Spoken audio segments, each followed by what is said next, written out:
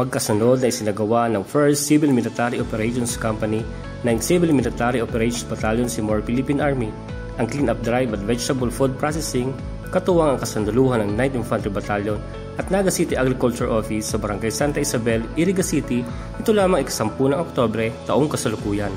Pinangunahan ni Second Lieutenant Eldon Lloyd C. Sumadlayon, Infantry Philippine Army, platoon leader ng naturang unit ang isinagawang clean-up drive katuwang ang lokal na pamahalaan ng Barangay Santa Isabel na pinangunahan naman ng kanilang punong barangay na si Honorable Josephine G. Quimado.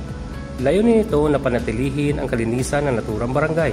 Kasunod nito ay pinangunahan naman ni Ms. Daisy Donna Ramos, Admin Aide, City Agriculture Professor at RIC Coordinator ng Naga City Agriculture Office ang isinagawang vegetable food processing sa ilang kababaihang residente na kung saan ay tinuro sa kanila ang mga sangkap sa paggawa ng puto kalabasa, malunggay pulburon at butsi kalabasa.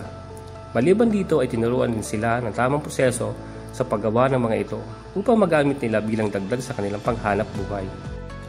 Dahil dito ay labis naman ang pasasalamat ng pamunuan ng lokal na pamahalaan ng Barangay Santa Isabel at mga residente nito dahil sa tuloy-tuloy na mga aktibidad na isinasagawa ng kasandaluhan sa kanilang komunidad na labis umanong nakakatulong sa kanila. Nagpapasalamat po ako sa first CMO company ng Philippine Army po. And then pinapasalamatan ko din po